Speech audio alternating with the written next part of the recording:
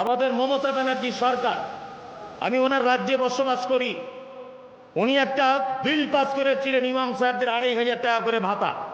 শুনেছেন না? অনেক জায়গায় মসজিদে ইমামরা পাচ্ছেন। যখনই ভাতা উল্লেখ করেছে তখনই কলকাতা হাইকোর্টে মামলা করে দেওয়া হলো। বিজেপি করেছে, ওই করেছে, তাই করেছে, সব দল মামলা করে দিল। বলছে কেন মুসলমান ইমাম সাহেবরা শুধু পাবে, হিন্দু কেন পাবে না? তো তোমার বাপের টাকা আছে, তুমি পাবে? তোমার বাপের কিছু আছে সারা ভারতবর্ষে? তা তোমরা পাবে?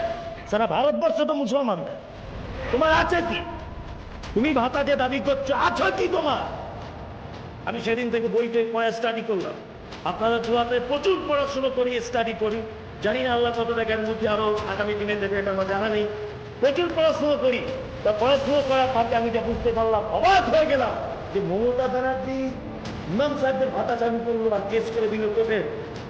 আমি মমতা ব্যানার্জিকে অসংখ্য ধন্যবাদ জানাই, তিনি এই কথা বলেছিলেন তোর ডাক শুনে যদি কেউ না আসে একমাত্র লোভে। তিনি ওয়াকাফ বোর্ড থেকে টাকা দিয়েছে, আজও দিচ্ছেন। তো তখন মনে মনে ভাবতাম, আরে ওয়াকাফ বোর্ড বলতে এর কি কি আছে? আল্লাহু আকবার। তারপরে ইতিহাস পেয়ে গেলাম, আমি তো মারাত্মক, ডাল মে কুছ কালা হ্যায়। সারা ভারতবর্ষের টাকা বলি আমাদের কি আছে? কুতুব মিনার আমাদের, দিল্লি জামে মসজিদ আমাদের, তাজমহল কাদের? আমাদের। হাজারদুয়ারি কাদের? আমাদের। ওই আপনার হুগলি নদীর পাড়ে আছে ইমামবাড়া কাদের? আমাদের। লালকেল্লা কাদের? আমাদের। সারা ভারতবর্ষের যত ঐতিহ্যবাহী জিনিস আছে সবই তো মুসলমান করছে। আমার বাপের পেটে একটা দেখাও, একটা কথা তুমি বলে দেখাও যে আমাদের এইটা আছে। একটাও কিছু নেই।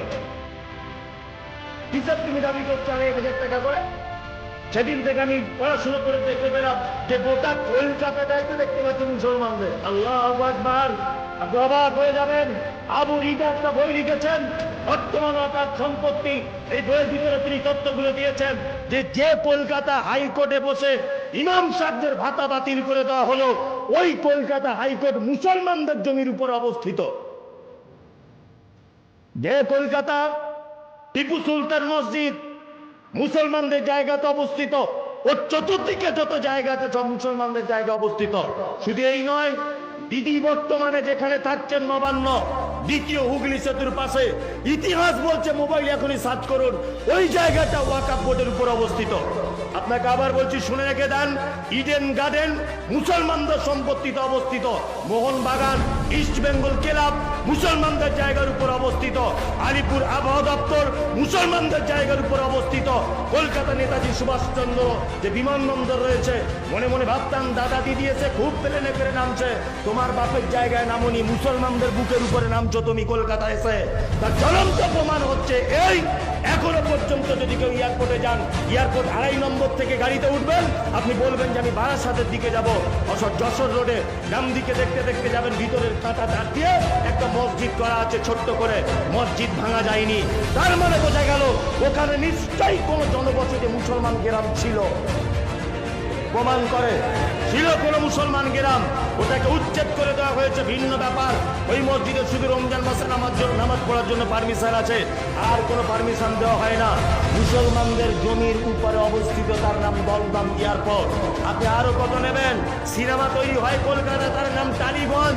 আসলে ফুল ফরম হচ্ছে তার, শর্ট ফর্ম হচ্ছে টি আলীগঞ্জ, যার ফুল ফরম হচ্ছে তাহের আলীগঞ্জ। ৫৫০ একর জমি মুসলমানদের বাপের সম্পত্তি, সেটাকে জোর করে দখল করে সেখানে সিনেমা তৈরি করা হচ্ছে। অত ভাগা তুমি আমাদেরকে দেশ থেকে চলে যেতে বলছো। সারা কলকাতা তো আমাদের, সারা কলকাতাটাই তো আমাদের। তোমার আছে কি? তুমি তো এয়ারপোর্টে নামো, ওটাও আমাদের বাপের জায়গা, আর আমাদেরকে দেশ ছেড়ে চলে যেতে হবে। আশ্চর্য ব্যাপার।